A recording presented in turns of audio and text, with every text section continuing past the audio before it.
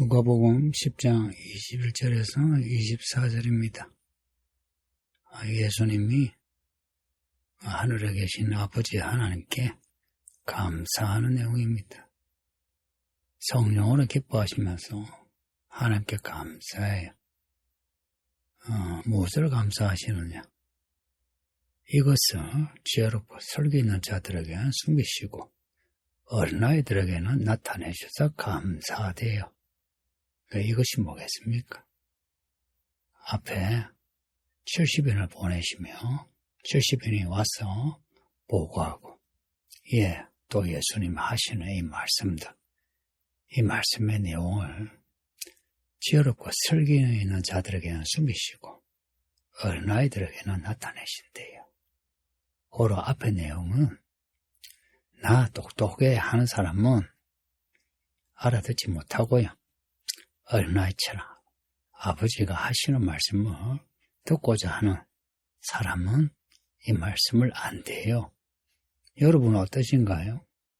앞에 1절에서 20절에 70인의 이야기, 또 그 앞에 12제자 보내시고 5,000명 먹이시고 예수님이 십자가 죽으시고 부활하신다 하는, 또 베드로의 고백, 또 변화산의 이야기, 귀신 쫓는 이야기, 이런 내용을 읽으면서 이해가 되나요? 이런 내용, 하나님의 나라의 이 일들, 지혜롭고 설교 있는 자들은 모른대요. 왜 모르느냐? 하나님 아버지가 숨기셔서 모르는 거예요. 분명히 배운 사람이라 이해할 것 같은데 이해 못한대요. 하나님이 딱 숨기시는 거라.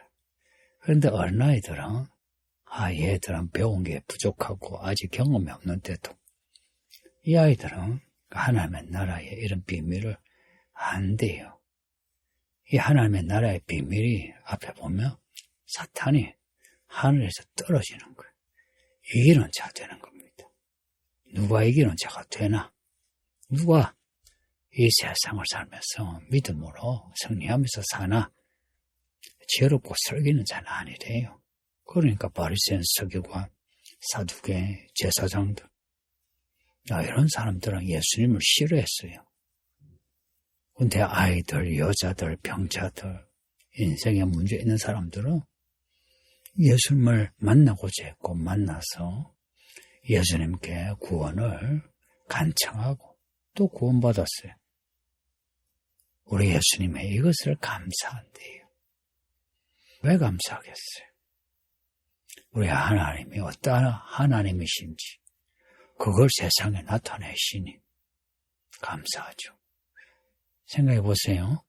우리가 믿는 하나님이 이런 하나님이라고 믿잖아요. 근데 그런 하나님이 우리의 일상에서 사건으로 나타나지 않으면 참 마음이 깝깝하죠. 근데 우리가 알고 있는 그 하나님, 믿는 그 하나님이 우리의 일상에서 사건으로 나타나면 어때요? 진짜 하나님이 진짜 성경의 하나님이네 하고 기분 좋죠. 저절로 하나님께 감사 찬송이 나오지 않겠어요? 지금 이 21절은 하나님 아버지께 감사 찬송하는 겁니다.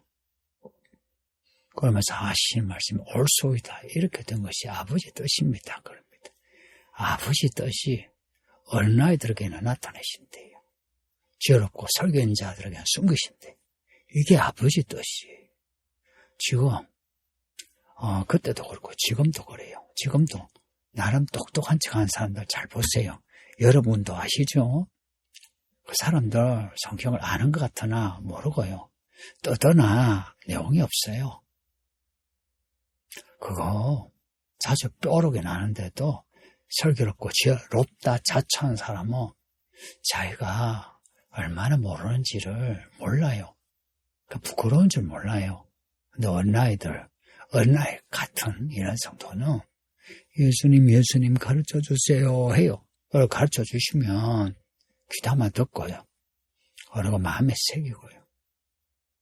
예수님이 오셔서 하신 말씀이 내가 죄인을 부르러 왔다, 병자를 고치러 왔다 이렇게 하셨죠.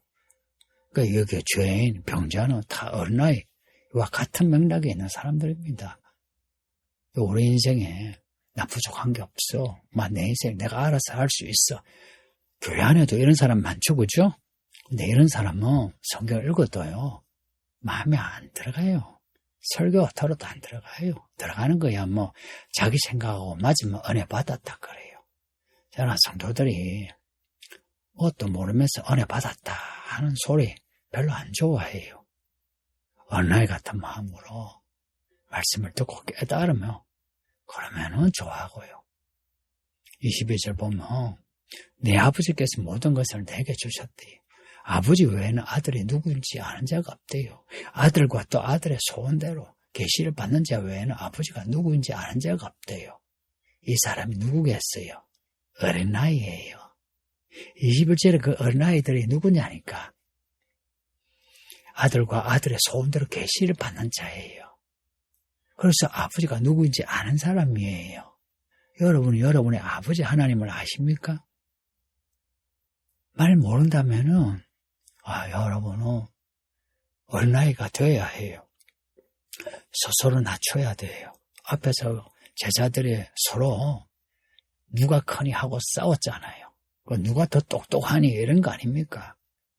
그렇게 자기를 높이면 이 말씀을 이해 못해요. 아들과 아들의 소원대로 계시를 받는 자. 이 계시란 말이요. 요한계시록 할 때 그 계시입니다. 이 하나님의 뜻과 계시란 말은 같다고 보시면 돼요. 21절에 하나님 아버지의 뜻과 이 계시는 같은 거예요. 그래서 아버지의 뜻은 어린아이들에게 임해요. 그래야 예수님이 말씀하신 거 알아들어요. 예수님이 말씀하신 거예요. 예수님이 말씀하신 건 잘 모르고 성경을 나름대로 읽고 나는 성경을 알아요. 혹은 교리를 배워가지고 교리를 막 아는 척 하죠. 근데요, 성경에 진짜 힘은 성경 본문에 있어요. 다시 말할게요. 교리를 알고 또 나름 성경의 개요를 아는 것보다는 성경 본문을 아는 지식이 진짜 지식이에요. 이해되나요? 왜 그럴까요? 성경 본문에 그 말씀을 깨달으면요, 내게 말씀하신 하나님의 음성을 들을 수 있어요. 그런데 성경 개요라든지 교리를 알면 그냥 성경을 아는 정보, 성경에 대한 정보를 아는 거예요. 물론 그것도 유익하거든요. 근데 더 유익한 거는 이 말씀 그 본문에서 이 본문에서 그 당시 그 사람들에게 말씀하셨던 그 메시지, 그걸 나도 똑같이 생생하게 들을 수 있는 이 믿음이 진짜 믿음이에요. 누가 그런 믿음을 가질까? 어린아이 같은. 예수님이 이 말씀하시고 제자들을 돌아보시며 조용히 이르시되, 이제 약간의 이 막간을 두고 침묵하시다가 제자들에게 말씀하는 게요, 너희가 보는 것을 보는 눈은 복이 있다 그럽니다. 이 말씀 좀 읽으면 막 그냥 빨리 안 들어오죠. 너희가 보는 것을 보는 눈은 복이 있다. 그럼 너희가 지금 복이 있다 이야기죠. 너희가 보는 것, 그걸 보는 제자들이 본 거 우리도 볼 수 있죠. 어떻게? 성경을 읽고 들음으로, 믿음으로 우리도 볼 수 있죠. 그죠? 제자들은 복이 있는 거예요. 요한의 제자들에게 하신 말씀 있잖아요. 내가 말한 거, 내가 일한 거, 그거 요한에게 말해라. 그러면 내가 메시아인지 아닌지 알 거다 한 거예요. 이 제자들은 정말 복 있는 사람이죠. 그러니까 우리 제자들이 적은 이 성경을 읽으면서 믿음으로 볼 수 있죠. 믿음의 눈이 열려야 돼요. 어린아이 같은 믿음이어야 믿음의 눈이 열려요. 그때나 지금이나 지식인은 믿음생활을 하기 힘들어요. 그래서 그 사람들의 지식 학벌은 좀 부럽죠. 저도. 야, 나도 저런 학벌 가지면 좋겠다. 폼나게. 아유, 저런 방대한 지식 가지면 나도 좋겠다. 부럽죠. 근데 그거는 부러운 건데 근데 한번 생각하면 그런 학벌이나 지식은 그냥 바람에 나는 교회예요. 가장 값진 진주가 뭐냐? 말씀이에요. 이 말씀을 아는 지식이 가장 값진 지식입니다. 그러니 말씀을 깨닫는 사람이 가장 똑똑해요. 여러분은 세상에서 가장 똑똑한 사람이 되세요. 여러분은 가장 똑똑한 사람이 되세요. 똑똑하세요. 하나님은 똑똑한 사람 좋아해요. 저도 똑똑한 사람 좋아해요. 사람이 머리가 있으면 똑똑해야지. 똑똑한 게 뭐예요? 아들의 소원대로 계시를 받는 자입니다. 누가 계시를 받는? 어린아이 같은 마음 가져보세요. 이런 거 예수님 하고 엎드려 보세요. 말씀 읽고 들을 때 좀 겸손하게 들어보세요.